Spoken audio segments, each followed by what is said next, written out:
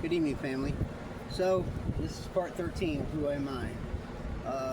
We're going to back up just a little bit since we're on number 13. I'm just going to put it in reverse a little bit and go over myself a little bit. So, start off, born in Tampa, Florida, Tampa General Hospital in 1971, April 8th, 1971. Born with a mother, no father.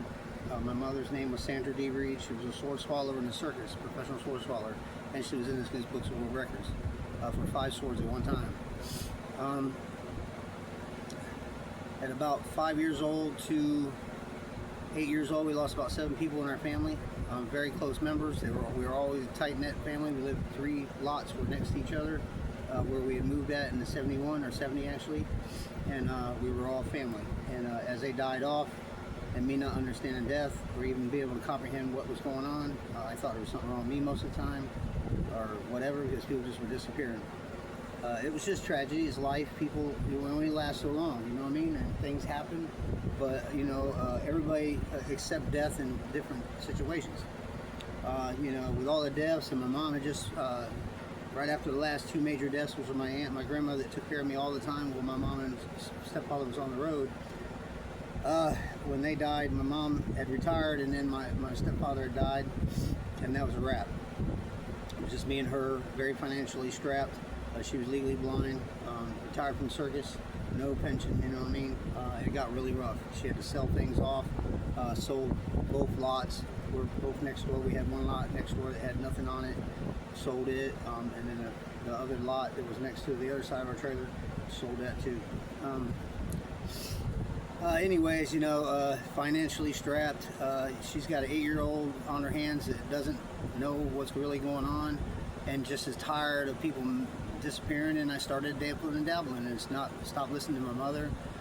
Started, doing marijuana and stuff like that, a little bit of drinking.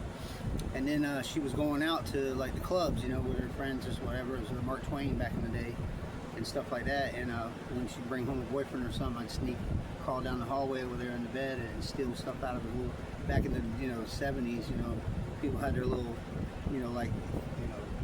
fishing tackle and box full of pills and stuff and all that. I'd steal all that, didn't know what they were, and I'd take them to my friends and we would just take them, you know what I mean? I'm 8, 9 years old. I got black beauties. I don't even know what they are, man, until I knew I was running up and down the streets all night. My neighborhood could not stop running around in the neighborhood all night until it finally crashed.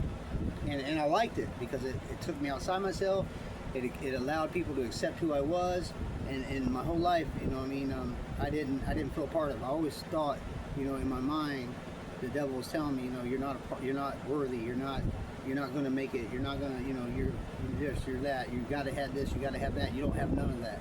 So obviously I was already traumatized by my own stuff, and then what the world tells you, and then all the deaths and everything else, all that, just layers and layers of damage, which created a lot of mental health, and then eventually blossomed into addiction, full-blown all the way. Like I said, I had a lot of incidents when I was young with guns. Shot myself once, never told nobody. I got shot again. Somebody tried to shoot me in the head. I put my wrist up. I was trying to buy crack on Hillsborough with me and my friend Mike Downey. Sorry, Mike, it's your full name, but whatever. And I put my wrist up just so the dude wouldn't shoot. I didn't want to give him my $20. $20. You know what I mean? This is stupid. But I put my wrist up and he shot it as I punched the car. And the bullet went in my wrist and went in the car. Mike thought he got shot. And we're like, so you would think like I'd be going to the hospital. No, we drove around the corner to find what we went out there to find, and did that on the way home.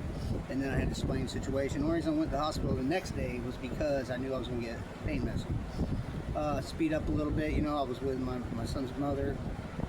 Life was just insane, man. I lived in the closet for a long time, man. You know what I mean? Crack and cocaine is not a sociable drug.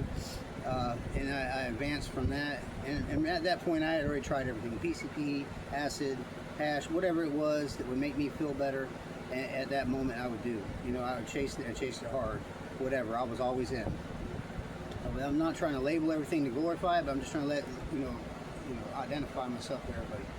I'm running out of time, but I did this for a reason. You know what I mean? I'm gonna get back with y'all, post some more, but I just want to show the damage of the devil in my life and what God did today that I could never do without him. So that being said, God bless y'all.